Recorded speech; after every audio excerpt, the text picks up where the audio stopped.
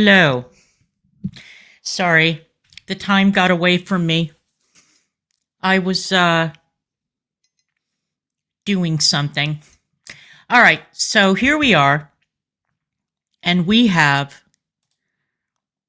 a fabulous, hello, my darling. We have a fabulous stream about this Justin Baldoni, Ryan Reynolds, Blake Lively mess. Now, the fatal mistake that anyone can make when they file a case like this is they assume that all they have to do is walk into a courtroom, present a filing, and the judge will say, oh, you know what? We're only going to listen to your side of the story. You know, we're not going to listen to what the person being accused has to say. It doesn't work like that. Guess what? The person being accused of whatever wrongdoing also gets a chance to present their side of the story. Not right away, but eventually gets to present their side of the story. That's how that shit works. Now, obviously,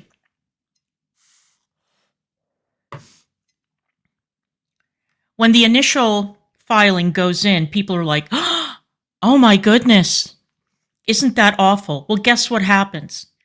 The opposing party goes up and says, guess what happened? And then everybody gets a chance to take a look at the evidence. The evidence, not the accusations, but the fucking evidence of what actually happened. And then you weigh, okay, which one is more plausible? Which one is more believable?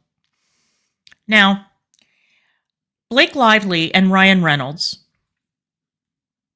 decided to use their Hollywood clout, for lack of a better word, to try and destroy the life of a much less powerful person, a person who was not as well known, a person who did not have a bankable multi-million-dollar franchise under his belt. However, they may not have all those benefits, but what Justin Baldoni does have is a lot of evidence on his side. A lot of evidence. And it's deeply, deeply damaging to the plaintiffs.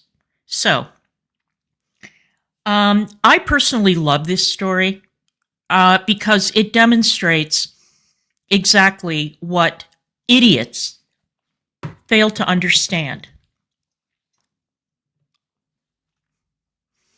When you have documentation of wrongdoing on the part of the plaintiff,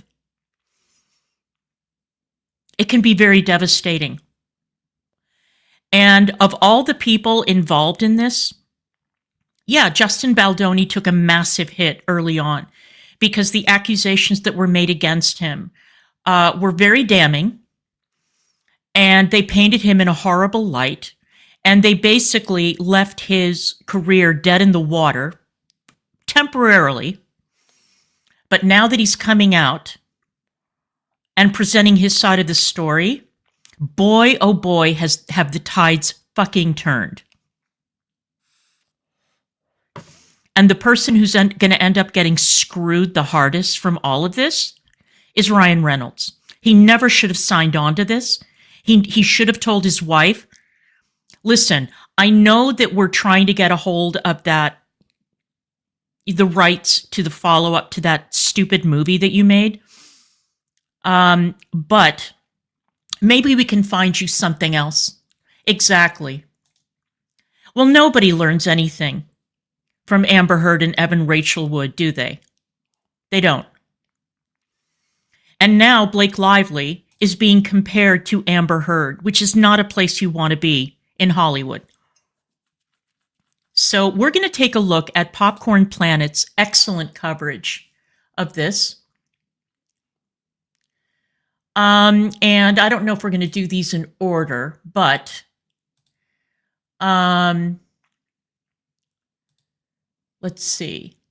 Let's start with the last one first, because it really doesn't matter. I mean, he covers the details of the latest ongoing shit. There was a battle royale between the lawyers, and Justin Baldoni's lawyer was not joking when he told Megyn Kelly that he was going to sue them into oblivion, and that's exactly what he's doing. So let's take a look at this video first. Let's go. Justin Baldoni's lawyer, Brian Friedman, is already celebrating his win by giving new statements to the press. Will the judge be mad? Also, resurfaced video is showing Blake Lively really stole that cut from Justin Baldoni and Sony.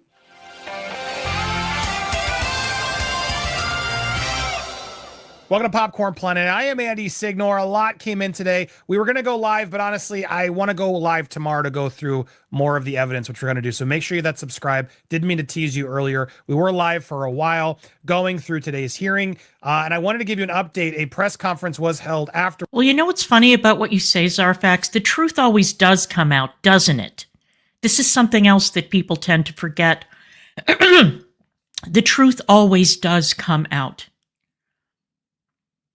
It sure does. It always does. And be careful what you ask for, because who knows? Who knows? Let's continue. Afterwards with Brian Friedman. Here it is. Here's his comments. Will the judge be mad at this? Because in the hearing, as we previously just reported, the judge was clearly perturbed that he was still out there talking as much as he was. The judge seemingly wasn't going to make a gag order, but was clearly saying, be careful. Well, Brian Friedman's already out with more statements. Here he was. We really respect Judge Lyman, and we're really looking forward to moving the case along as quickly as possible. Our clients are devastated and want to move the case along as quickly as possible. And we just couldn't be more pleased with how the case was handled today, how it was managed, and we're going to move as quickly as we possibly can and prove our innocence in a world where sometimes people judge you before they give you a chance. That's right. And we're going to change that. Thank you. That was it. No comments, no other issues. Two TMZ's other attorneys there told, Blake Lively's attorneys told TMZ, we are pleased with the result of today's hearing and eager to move forward immediately with the discovery in this case. The court granted our request that all attorneys in the matter actually follow the rule of the law and not make any statements that could prejudice a jury. This case deals with serious allegations of SH and retaliation. We will hold the defendants accountable, and we will be confident that once all the evidence is submitted in the matter, Miss Lively will prevail. Okay, well, we'll see. That's Blake Lively's side trying to declare it a win because, you know, the judge did sort of say you must follow the law. But Justin Baldoni's team clearly also declaring the win, as TMZ's also reporting it, scored a legal win because there was no gag order placed. That's what Blake Lively was trying to do. Blake was also trying to not have this lawyer, Brian Friedman, depose her, and she lost that as well. So can you imagine the unbelievable fucking gall of a party who submits a lawsuit for an enormous amount of whatever, anything, refusing to be deposed by opposing counsel? What possible legal basis could the lawyer have presented to justify his client not being deposed by opposing counsel? It is not up to the plaintiff to decide which lawyer gets to depose them. It's the unbelievable arrogance and entitlement of it that knocks me for a loop. Let's continue. While they're spinning it in their favor, yes, Brian's got to be a little bit more careful. Clearly, he's still out there making statements, just like Blake Lively's team is doing. He doesn't seem to be releasing anything else, and I suspect we're going to start getting less from this side as evidence and filings go, because, look, judging by another legal analysis I've watched of this hearing today, they got to be careful at this point. They got everything out. It's all right. Now stop. be careful. Don't keep doing what you're not supposed to do. That's where we currently stand on things. We will see. Now, if the info from them is not coming out, doesn't mean there's still not info out there to break down for all of you guys, including this update. There's a lot of clips I want to go through, old resurfaced clips, as well as stuff from this document that we're going to be going through This is in the coming days. So make sure unbelievable. if you haven't already, hit that subscribe button. Shout out to It's Kim, who I love. I love Kim. Kim is the best. Yeah, we had a little brother-sister tiff. It was my bad. I'm sorry. I'm a diva sometimes. But for real, Kim has been doing such a good job behind the scenes. I wanted to shout out her and give her all love. Make sure you're supporting her over on It's Kim as well. And we got a lot more coming for you and stuff that's uncovering. And I wanted to play this clip because this was one of those clips that just really shows the manipulation behind Blake. Not only did she steal this movie from Justin in post, which is clear, and took this rough cut, she went to stream it at this book con. Incredible. And it seems like, judging by this clip, you tell me, even Sony wasn't involved in this. Listen to this. Incredible. Brandon hasn't seen it, so we're gonna sit through it. We just manifested that. But And just listen, know, it's literally, this is not a bit. It's literally not done. So like to be honest, like what really happened is we were like, we're gonna show the movie, and the studio was like, no, you're gonna show 20 minutes. So we're like, no, we're gonna show the movie. And they're like, it's not done. And I was like, they don't fucking care. Like, let's just show the Incredible. movie. Like, Because it's you're going to great. go again, aren't you? You're going to go watch it in theaters, too. I don't know. Don't you guys care that the movie be finished and that Justin's take be finished? Look at this. Colleen, Brandon, Blake. Where's Justin? Why was Justin not only she's not allowed to be in any of these interviews, but then she's out there stealing hard drives. That's what she did here to go spread the word on this movie. Twice.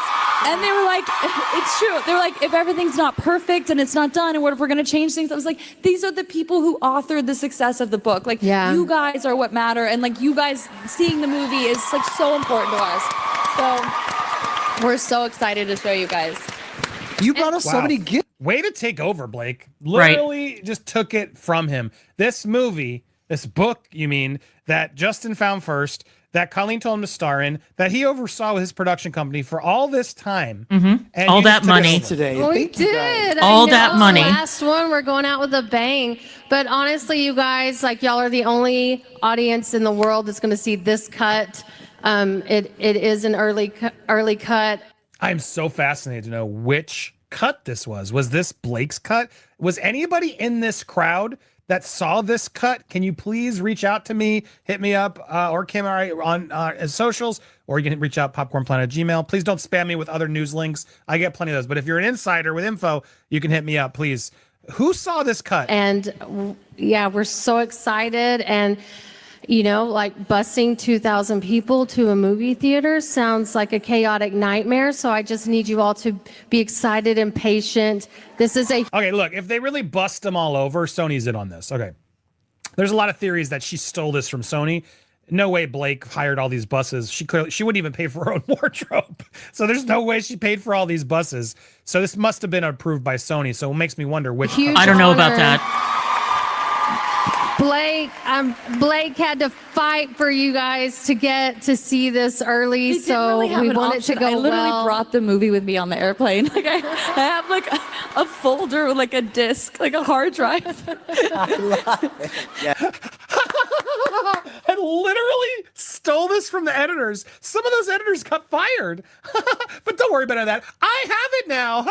I'm in control. Isn't that lovely? Because you guys are more important than anybody else. No, yeah, it's and the other thing is I have the cutest jeans ever that I'm wearing tomorrow night. Also not sponsored, but they're really, really cute, and they've got flowers on them, and they're cut out. Of course they and do. Then Colleen saw my jeans, and then she was inspired because she loves me, and she was telling them the whole time how she's like Atlas is her favorite. So this is what you're coming into here. So if you're wondering why I'm talking about Great. But anyway, did you bring your flower jeans? That was such a genuine. I really do think he's been stuck in his reaction of, Great. You can just tell he's so fed up with all this nonsense. Dallas. So she has these cute flower jeans, and I was like, oh my gosh, we're gonna be jean influencers. So I was like, we should give everyone patches because like when they see our cute jeans, they're gonna want cute jeans. So I bought patches on Amazon. Honestly, I haven't seen them. They could be really ugly. People are like, there's an event, there's people coordinating this. I was like, it's fine. I'm ordering it from Amazon. I sent it to Colleen's hotel room. So we have like cute flower patches, no pressure. But like if you guys want to have Ruin your jeans and put on a flower patch. Florals up for the DV movie. Oh my God. I know, this right? This woman is insufferable. What she will go to promote this like movie. cute patches to put on your jeans so that we can like all Brandon has them for his Wranglers. I want to iron them on Brandon's pants, but he always has the cutest like vintage. Okay, blah, blah, blah. All right. The point here is that she took a rough cut of the movie before it premiered in theaters without the director's knowledge. She was doing a lot of stuff without the director's knowledge. She basically took over this movie and decided to transport the movie to this book fair or whatever it was and screen it. Now, I was trying to kind of remember if I've ever seen an example of the star of a movie, and maybe she was a producer of this movie as well. It doesn't matter. Where somebody has taken a rough cut of a movie and premiered it or shown it before the actual movie came out in theaters. And the only example I can think of was it was a movie called Time Code. And it was written and directed by Mike Figgis. And it was a movie where you had 4 different storylines that were interconnected. And so each actor was in a box. So it was 4 boxes. And they're all acting separately. And then eventually the stories interconnect and interweave. And Mike Figgis did this thing where he took the movie and he mixed it in front of an audience. It was journalists mostly. Movie critics and other journalists, because my former boss from the Washington Post went to this event and he watched it. But he wrote and directed that movie. Blake Lively did not write and direct It Ends With Us. So that was the only other example I could think of. And maybe it happens, but it is so highly unorthodox, and it just shows you it's a pattern of behavior with Blake Lively and Ryan Reynolds. Wranglers and Levi's. I don't think he'll. Yeah, way to guilt trip him. You better put them on your Wranglers, your expensive jeans, Brandon, or you're not a supporter, and you won't get that Wolverine gig that Hugh Jackman, Ryan, and I keep threatening to give you. Let me iron them on, but we'll see. You can put them on. Really? Yeah. He's so cute. Put them on. He's like, whatever. I'll do whatever it is, Blake. I've drank the Kool-Aid. Make me famous. Oh, so sad. What do you guys think of all this? Are you surprised that she is out there just taking complete control like this? And it doesn't explain why Brian Friedman, Justin, all of them are out there defending themselves so loudly. And are you grateful to hear that the judge is not shutting them down? Yes. And yeah, it's all going to stay up. No yes, gag orders please. in place. What do you think? I want to hear your thoughts down below. We will be live tomorrow. A lot to go through, so make sure you hit that subscribe. Okay, what I think is that this is a content dream. That's what I think, because I really, really like seeing arrogant, spoiled, entitled people and liars get exposed. I really do like that. Now, which one did I put up? Truth Exposed. Okay. Now, this has to do with the accusation that Blake Lively's fifis were hurt over the matter of her weight. And Justin Baldoni asking about how much she weighed. And we're going to hear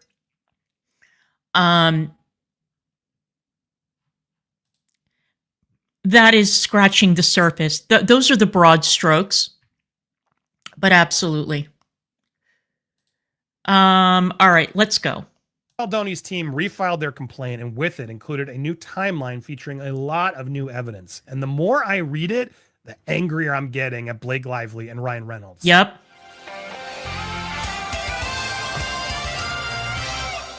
Welcome to Popcorn Planet. I am Andy Signor. Justin Baldoni's team went and did it. They made the website. You can all go check it out now. thelawstudioinfo.com, where you can get the amended complaint and the timeline of relevant events. It seems like the start of what they promised us. It's not every text, like they said, but it's a lot of new texts that really do make Blake look really bad. And that's really what I wanted to focus on first. I want to focus on what Blake alleged, and then I want to go through these new timeline of events to sort of show, well, what do we have from Justin to sort of dispute it?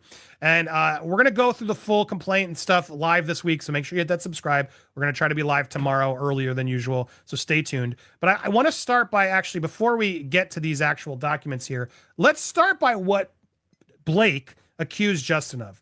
Mr. Baldoni routinely degraded Miss Lively by finding back-channel ways of criticizing her body and weight. Okay. Notice back-channel ways, never directly to her. I don't see anything that says he was fat-shaming her directly. Back-channel ways, okay.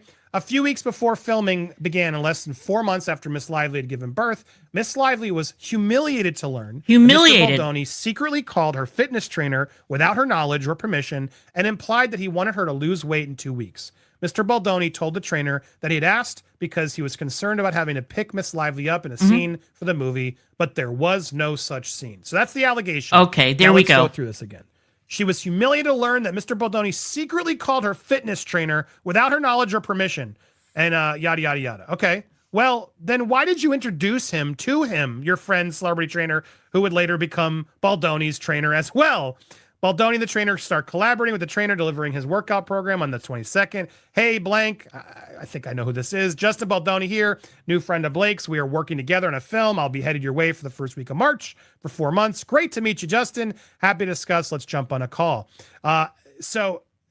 This changes the context tremendously. It does. Now, in her complaint as well, I just want to make sure we put it all out there. As they say here, later text messages, Mr. Baldoni referred to Miss Lively's trainer as a damn spy and sought to plan he was a stories to spy, portray his evidently, concerns as being motivated by his lower back pain.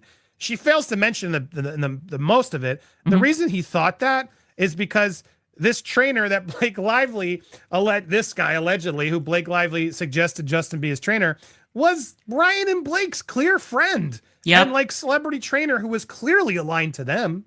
So now I think he learned his lesson that the next time he needs to hire a trainer for a movie, he needs to get his own. this whole fat shaming thing that started the whole argument from Ryan came from this guy, this trainer who's clearly closer to them and wants them and showing them off, pinning them all over his Instagram to get other celebrities so he can get more people to join his gym or whatever. This is where it all came from, through hearsay, through that. And then just to focus a second, again, allegedly, if this guy is the one who did it, and you're telling me your client now, Justin, who's become your training, is talking to you about concerns or whatever. Who knows how he asked it, or if he was just brought it up in passing, like, oh man, I got this big lifting scene that I got to do, and I don't know how much she weighs. Like, can I lift that much? There's a million ways you could say that That's are not right. offensive to like two dudes talking, where he's not trying to shame her at all. But the way that the trainer then goes and tells Ryan and Blake can be misinterpreted a million different ways, because that's hearsay, whisper down the lane, you know what I mean? And so that's how this all stemmed. Amazing. It just annoys me to no end. This is incredibly frustrating to learn that's what this is all about. I can't even add to that, mind you. Actually, here it is. I want to make sure we go through this. There are exchanges where he's like disliking her losing weight. Only 20 to go. Thank you for your friendship. You mean a lot. Your friendship has got a lot. She's like, disliked it. You don't need to use 20. You don't need to lose 20 pounds, Blake. What are you talking about? You're fine.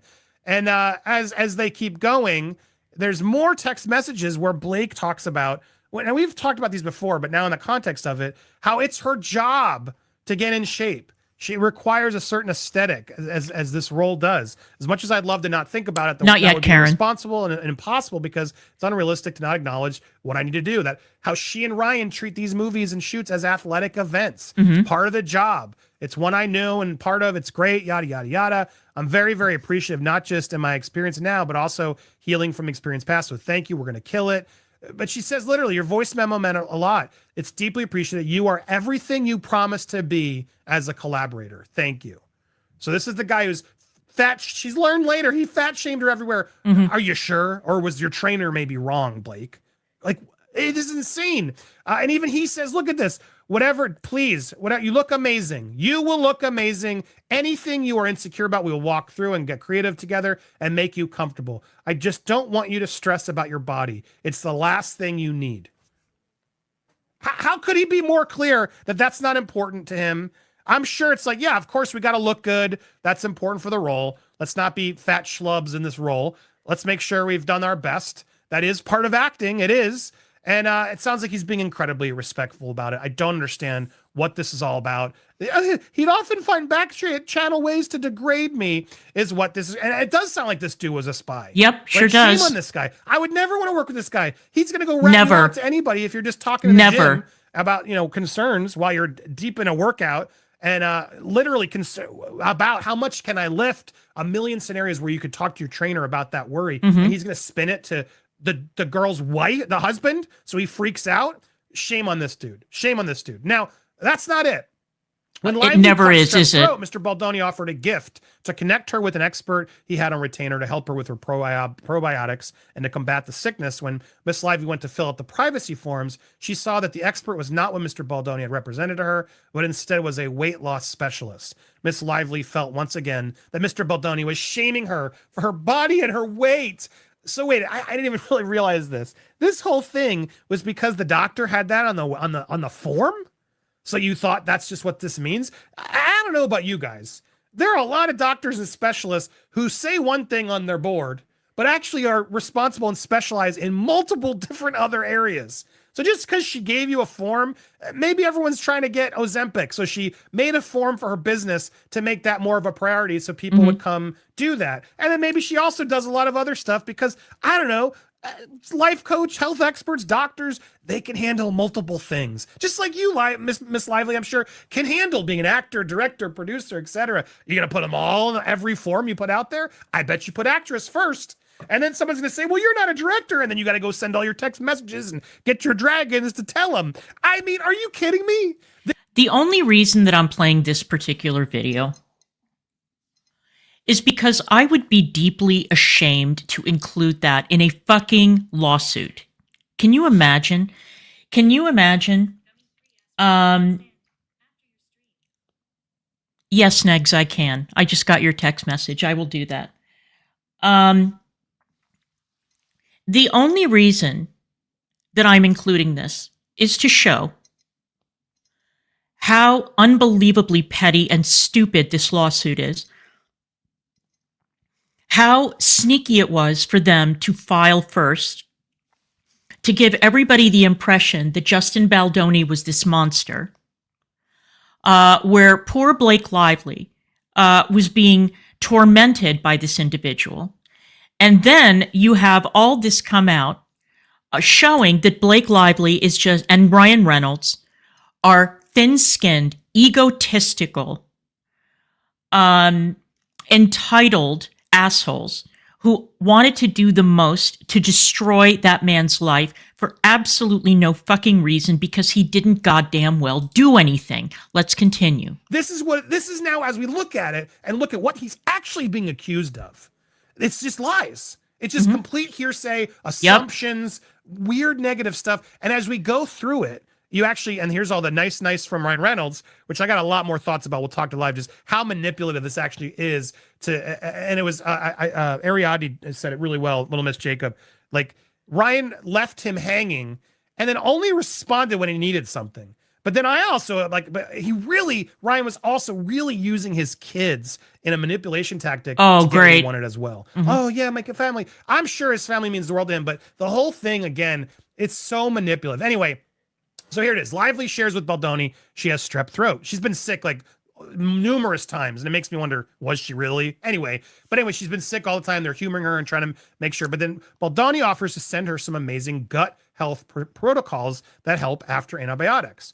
Look, I will be honest about Justin. The dude's ripped. The dude clearly knows how to keep his body in check, health, all that stuff. I would probably go to Justin for advice on how do I make sure my body's in peak form, because the dude's pretty good looking. I can't deny it. So sure, he knows this stuff and he knows these experts.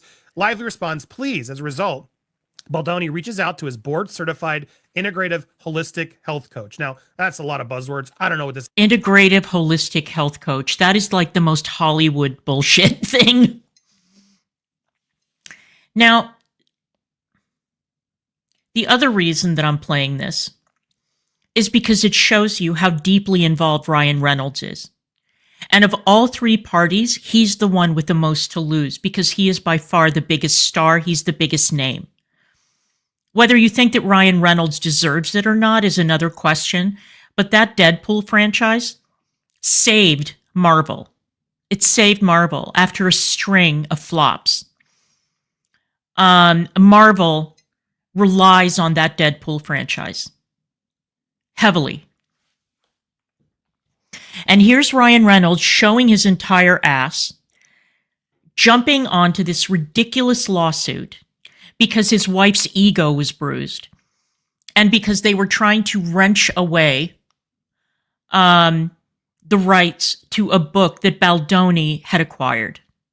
And I saw people were talking about Taylor Swift in chat. I have seen stories that go both ways. I saw a story that Taylor Swift was no longer friends with Blake Lively.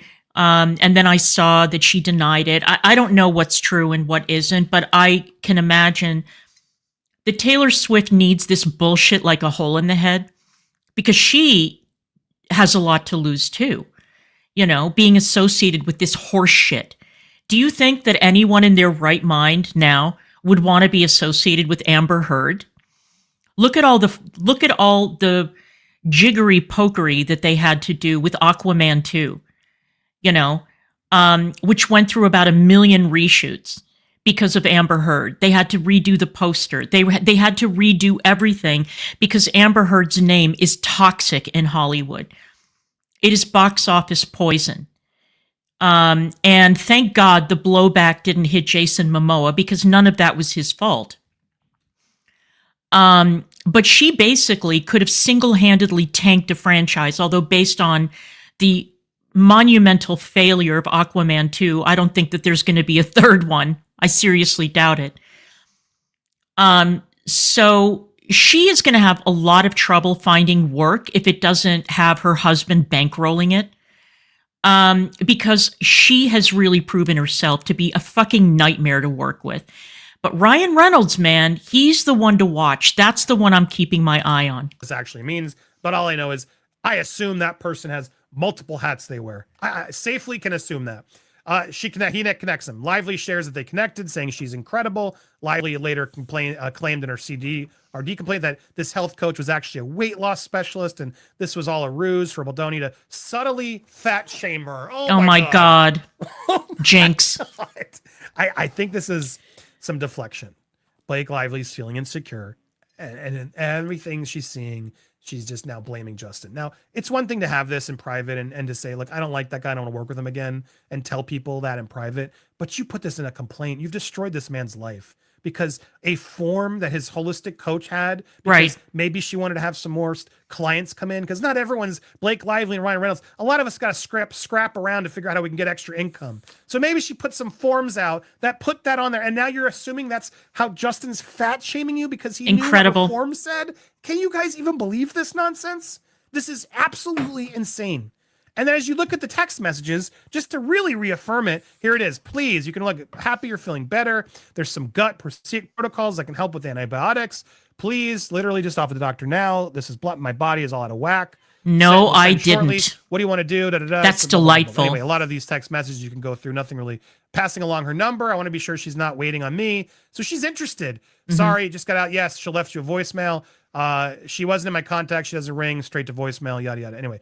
And then literally, here it is with the coach. Blake, co-star, is breastfeeding and had to take antibiotics for strep her second round. Could you recommend a probiotic gut rebuilder? I can send her, establishing some goodwill. I'm telling her about you. Of course. Oh no, poor thing. She will want to take the trifecta. Here's the 3 I recommend. Do you want me to send them? Super important as a baby for the baby's microbiome. Look, the way I read this is just as probably, making some goodwill, but seems to genuinely care about Blake, her family, her kids, etc. This idea that what a monster, fat shaming and trying to do. I'm sorry, Ryan and Blake, you guys got insane. And this is, Yep. you need to provide something else at this point. And Yep. I guess you're going to wait till the court, but you shouldn't at this point. Yep. This has always been a PR battle from both sides. Exactly. Blake Lively's been working on this for months with the New York Times. It has been revealed. And now they're going to sit back and tell everybody to wait. No, you don't get to destroy a man like that and then tell everybody they got to shut up. Right. Nonsense. Absolute nonsense. But you see these text messages and just so confusing. Here it is. There's another exchange. Yes. Anyway, the incredible. I was trying to find the incredible text. It kind of doesn't matter at this point. She does write back and talks about how incredible it is. Here it is. She would speak to his health coach she previously connected with on March. He offers to take it one step further by connecting with her medical intuitive. She later claims that the health coach was not what he represented her to be. This was the exchange. This was the exchange they wrote. Hello, Hollywood? Hollywood, is that you? Hello, Hollywood. This is why everybody hates you. I just wanted to let you know. Oh, and speaking of everybody hating Hollywood, I wanted to read you guys something. This is my other favorite topic. That Sophia Gascon woman.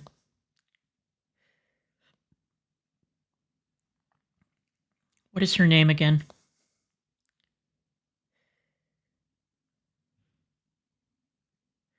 Hang on. Carla Sofia Gascon. So Sharon Waxman published an article on Yahoo. Now, I worked with Sharon Waxman at the Washington Post. Pretty much the entire entertainment journalism community is compromised. But there are a few people out there who are legitimate reporters, real journalists, and Sharon Waxman is one of them. She dug up this tweet, and it was a tweet that I hadn't seen in other articles. So let me read this to you. In 2018, she, Carla Sofia Gascon, tweeted this about the mustachioed fellow who led Germany for a while. This is the same old story. Black slaves and women go to the kitchen. In my opinion, and it should be respected. It's my opinion and it should be respected, she wrote. I do not understand why everybody is making a world war against the mustachioed fellow. And she uses the name, obviously. He simply had his opinion of the Jews. Well, that's how the world works. Yeah, she's done. She's finished. All right, let's continue with this video. I was hoping. Well, oh no, here it is. Anyway, I filled them out. We're in touch. Here it is. Sorry, there's a lot to go through, guys. Yes, I emailed her. You'll find them now. Blah blah blah. I filled them out. We're in touch. Thank you. Yes, T girl. She's really special. She thinks outside the box. Yada yada yada. Where's the incredible one? I think I tweeted it, by the way. Does it come up here? I think so. There's so many texts, guys. I'm sorry. Anyway, it is there. I assure you, she's incredible was the one I was looking for. I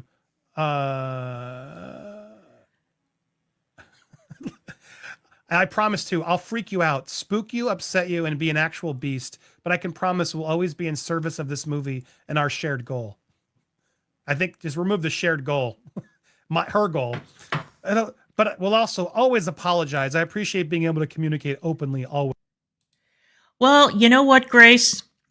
Like I said yesterday, all that you have to do is scratch the surface of a race baiter or somebody who engages in identity politics, and it's right there waiting to come out. It never fails. Again, you could set your watch by it. So, does it surprise me that that individual held those beliefs? Not really, no. Does it annoy me that this individual decided to compare their plight of transitioning to the fate of the Jews in Europe during World War II? No, because they all do that too. The race baiters and the identitarians always circle back to that, always. They take a swipe at Jews and then they compare themselves to them in the most wholly disgusting and inappropriate ways. Again, it never fails. find a race baiter, find somebody who plays the race card, find somebody who plays the identity card, and it's only a matter of time before the mask comes off. Ways. There's all this open communication. I think she likes that because he wants her. I've met people like that in my life. They want you to open up. They tell you secrets, so you share your secrets, and then they keep all your secrets and use them against you. That's the vibe I get from Blake Lively. Someone who wants, oh yeah, oh my God, that's horrible. I get total simple favor. She is absolutely the girl in a simple favor. Oh, that's so really? Oh, you effed your brother? Oh, brother effer. Like, that's totally Blake Lively. Anyway, it is, I laugh just because otherwise I get really upset. And the last thing I want to point out here is this document that she says, the scene that wasn't in the, Lively was concerned about a scene for a movie, but there was no such scene. Oh, really? There was no such scene? What about this? Here's the scene. They were rehearsing the scene. Ryan Reynolds is the one who came in to the penthouse, swore at him, accused him of fat shaming. How dare you effing ask about my wife's weight? What's wrong with you? Again, all because the trainer, I guess, said something that maybe Justin said it in a weird way. I don't even know. And that's what set it all off. So he demanded that the scene be cut. And then Justin finally, here's the scene in question. Ryle scoops her up, gently laying her down on the floor. He kisses her wound, a mix of blood and tears. So this idea that it was never in the movie, it was, Blake. Again. See, why would you lie? Well, people lie all the time in filings, don't they? Yeah, they do. They lie all the time. Why would you lie knowing that there was a script that showed that there was a scene like that? Why else would Justin Baldoni be concerned about her weight unless it had something directly to do with his own physical ability and limitations to lift her if he needed to? Apparently, Justin Baldoni has back problems, and he wanted to know if he would be able to perform the scene because, as you all know, scenes are rarely wrapped in one take. You have to do multiple takes over and over and over again. So if he kept on having to lift her and put her down, then of course he would want to know how much she weighed so that he would know how to lift her, under what circumstances, how long he could keep her in the air and all of that kind of thing. And again, Ryan Reynolds is getting involved. I keep on bringing Ryan Reynolds up because he's the one who has the most to lose in this shit. I mean, they've already taken a huge L filing this horseshit lawsuit in the first place. But it keeps on getting worse and worse and worse as you see that the filing is full of lies, it's full of discrepancies, and it's full of little facts that can be countered with facts, or little lies and discrepancies that can be countered by facts, that is making the likelihood that Blake Lively and Ryan Reynolds will triumph appear lesser and lesser and lesser. So, and countless lies, misinterpretation, believing what she's told by others, and just losing their minds for what? What was all this for? Because you got called out? I don't think Blake and Ryan like being called out, particularly Blake. I don't think she does. And that's how this all stemmed. Guys, there's so much more to go through. So if you haven't already, make sure you hit that subscribe button, hit that bell for all alerts, smash the thumbs up. Okay, so we've got one more video to cover. And it's called Ryan Reynolds and Justin Baldoni Texts Exposed in New Blake Lively Legal Complaint. This is a 3-day-old video, but I thought, why not? Let's finish up with this one because Andy has been doing such a good job of summarizing the highlights. So let's go ahead and finish with this. Let's go. Late last night, Justin Baldoni's team filed an amended complaint in their lawsuit against Blake Lively, Ryan Reynolds, the New York Times, and in it, they dropped an exhibit that is basically a timeline with a lot more evidence, including text messages between Justin and Ryan. We got to break these down.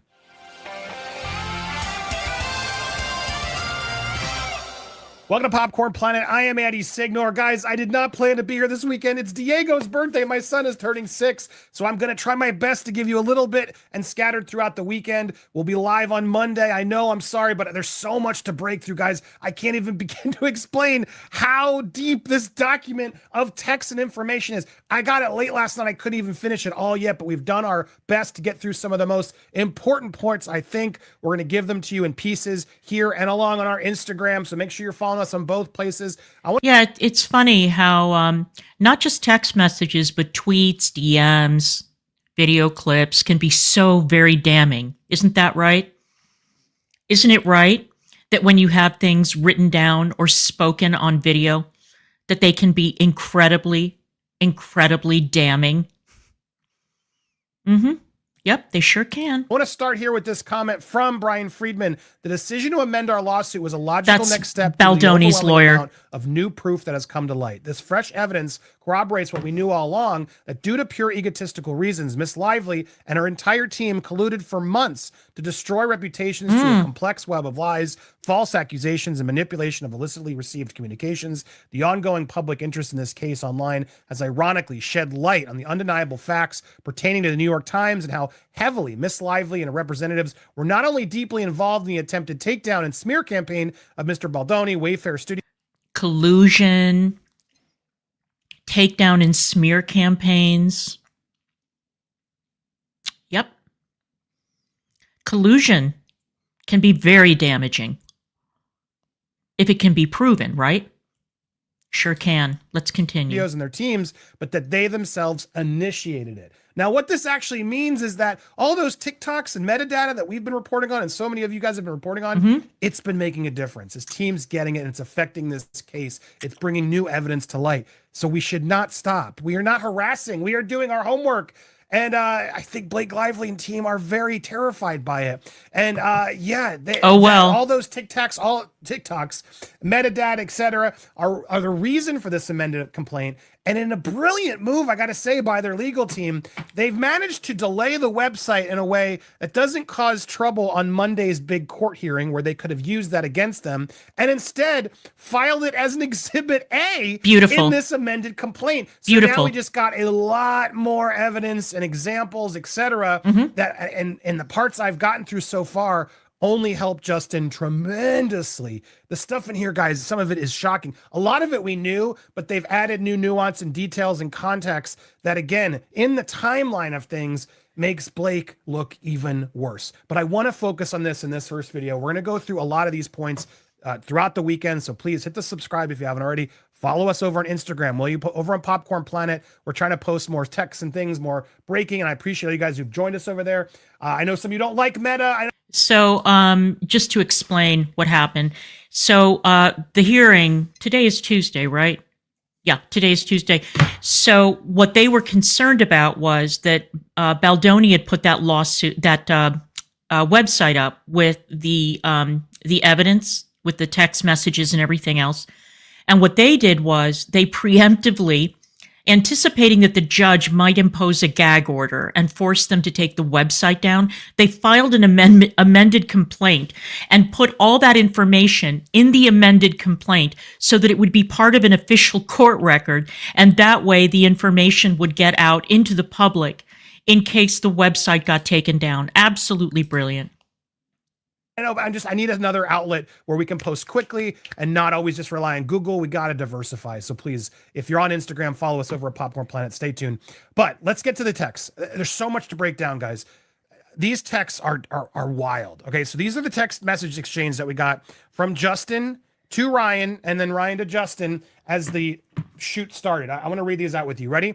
Here's the Justin text to Ryan. Hey, Ryan, Justin Baldoni here, the guy who brought his literal baggage to his meeting with your wife.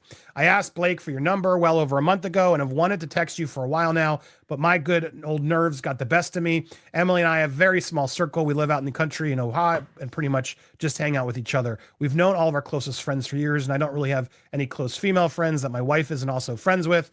let alone married ones. And so I guess this is just an awkward text to say, I'd like to be friends. I'm happy there's no checked yes or no box. Blake also sent the sweetest message to my wife unprompted, saying something similar, which just made me respect her and your union even more. I've been a supporter and admirer from afar of both yours for both of yours for years. You are in a class of your own, and I so appreciate the way you move through the world as a man, but also you both as a couple. Your work-family balance and the way you manage to show up, not just as a husband, but as a father, is so beautiful. I aspire to have that balance. I also find myself struggling with it a lot. Your support of her doing this movie meant the world to me. When Blake told me that one of your reasons she and you leaned in was because of the love I have for my wife. Okay, so is this, are these text messages cringe? Of course. Is Baldoni sucking up to Ryan Reynolds because he's a huge star? Of course.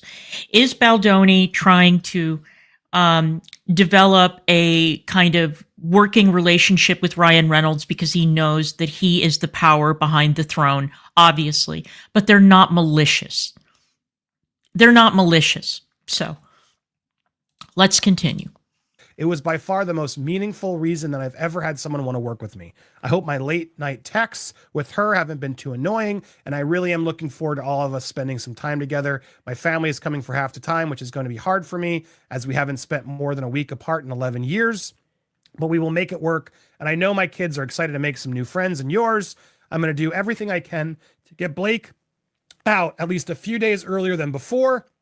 The schedule is still being worked on, as I know how important it is for you all to be together and I honor that. I can't promise it yet, but I'll do whatever I can. And finally, congrats on your gorgeous son. That kid sure won the lottery up there to get it to choose you both as parents. Okay, that's the end of my vulnerability vomit. All that said, looking forward to seeing you all, and maybe we can get a workout or two in while I prep. I'm excited to work with you. Much love. P.S. Let me know if the offer to move in still stands. Okay, look, very nice, and again, goes against this whole, like, there's jealousy, and he's trying Exactly. to Justin, like, goes out straight and like, hey, dude, respect, I love my family, I know you love yours, Right. Your wife's been so sweet, let's all be friends. Honestly, kind of a good take in my point of view, and Justin got a response from Ryan agreeing. Sorry for the delay, I've been in a writing cave, and the girls are sick again. I've told they have some immune system, but it's in beta testing. Here we go, let's get through it. What a lovely, loving, and generous message. Thank you. We're both looking forward to get to know you and your family better. We're also big fans over here since before we met, and more so after. You've been a wonderful collaborator with B, and that means a great deal to both of us. Being a stand-up person is everything, and you've been just that since day one. Thank you. You've hit the jackpot with B. She literally passes on every film and every filmmaker all the time. But one thing I know, and I speak from deep wellspring of experience here, having her in your court behind the scenes as a creative is invaluable. Some of the greatest decisions. Did I skip one? Sorry, it's this.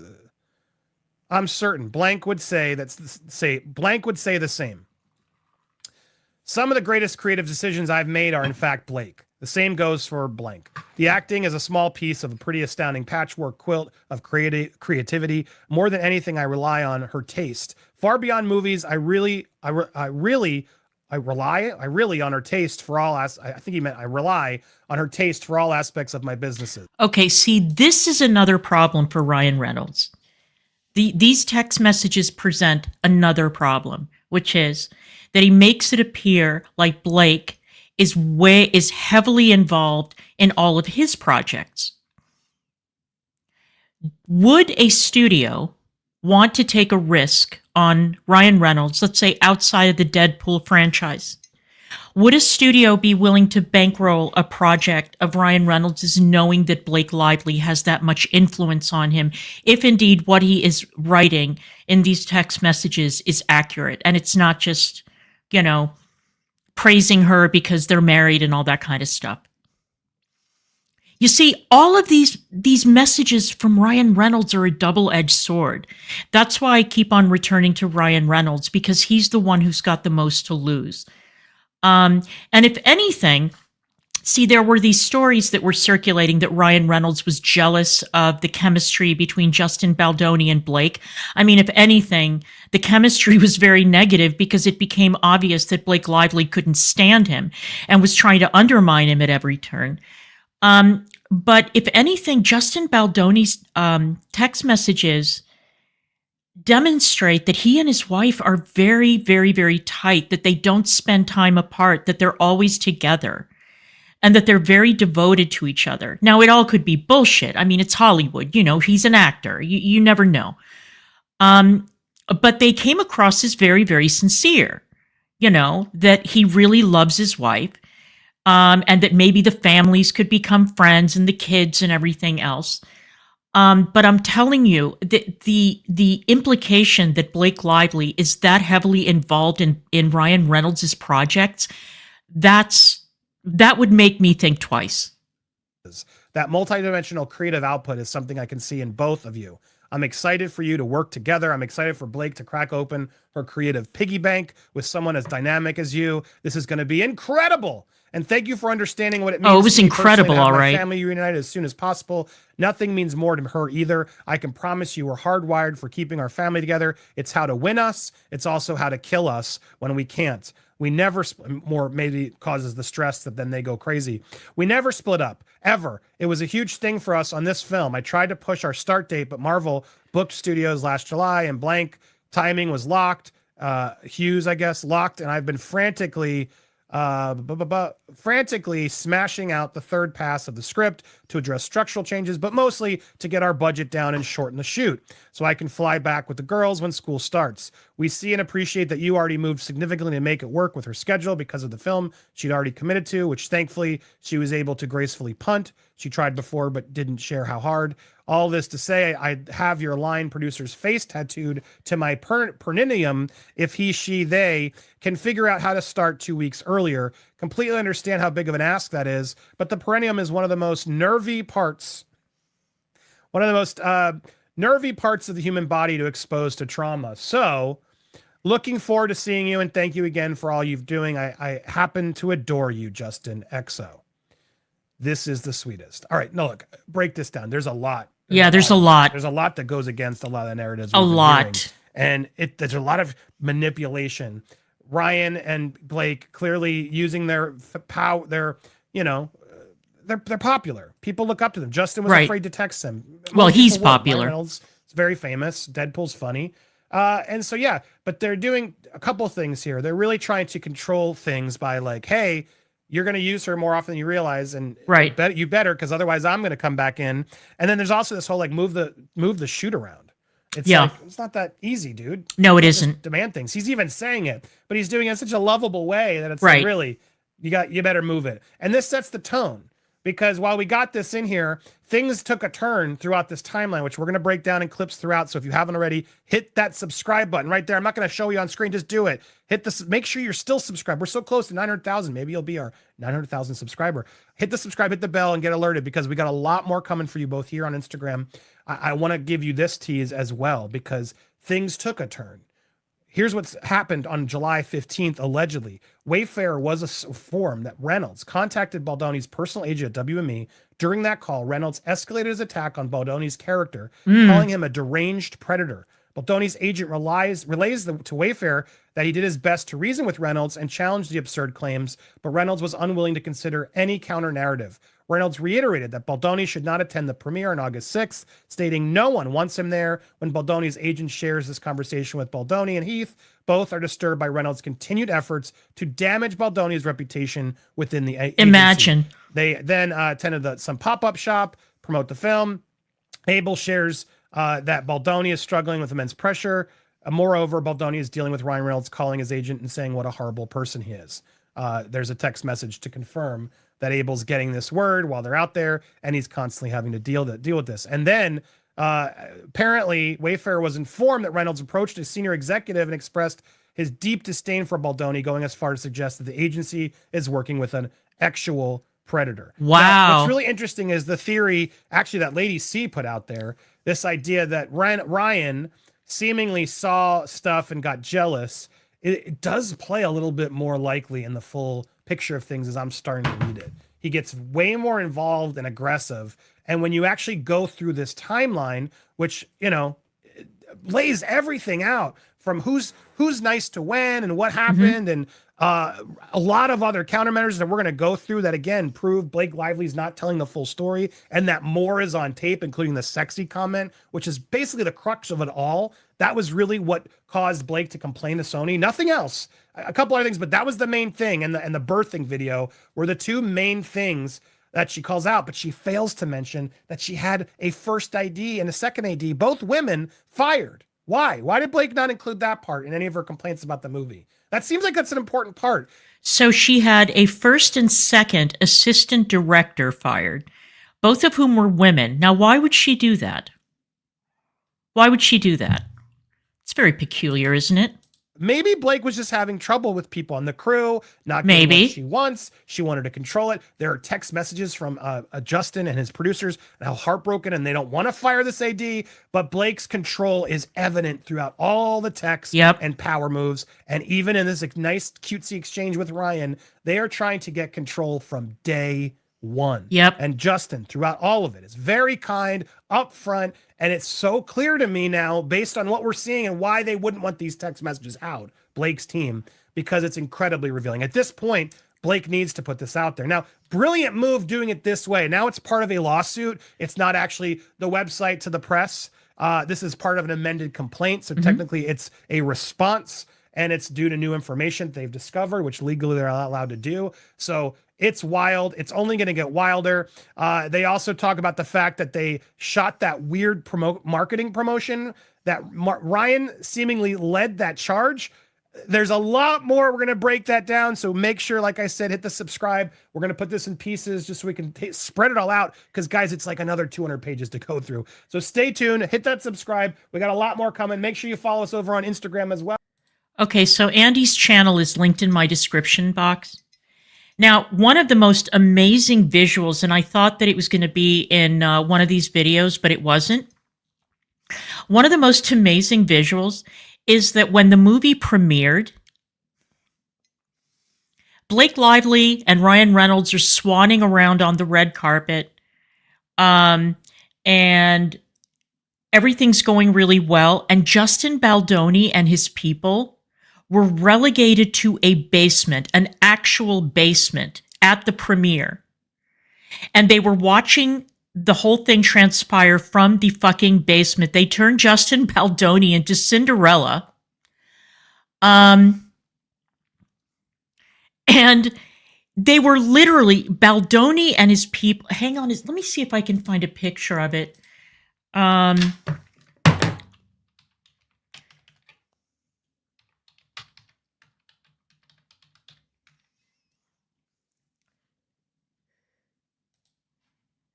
Let me see if I can find a picture of it. Oh, here it is.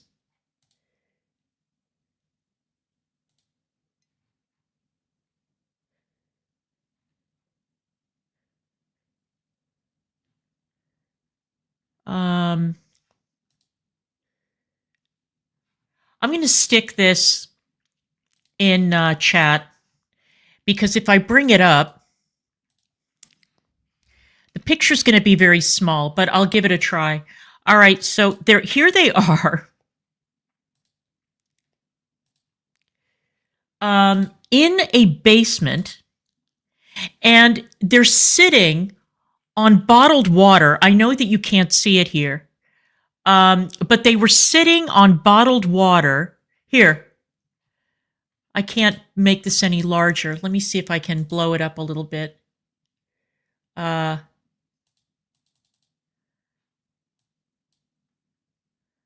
There's Justin Baldoni, and you see the bottled water? They're literally sitting on bottled water. Look at these women in their gowns, all dolled up for the premiere, and they're in a fucking basement. Look at this. I mean, they got dressed up. There he is. He did the red carpet. Look at her. And then here is Baldoni with his family, with his people. And look at that. And they threw them some popcorn to enjoy themselves.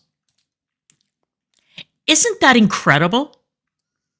That just shows you the level of pettiness and spite that was shown by Ryan Reynolds and Blake Lively, and how badly the shoot went. I know, isn't it insulting, Kiss? It's horrible. Horrible. And Justin Baldoni is coming out so well as a result of this. So, what a mistake to file that lawsuit. What a giant fuck up. It is going to follow them around into Kingdom Come, and it is going to be a problem, and it could not have happened to a nicer bunch of people. So anyway, all right, you guys, that's all I have for you today. I hope you guys enjoyed yourselves as much as I did, and I will see you guys the next time. See you later.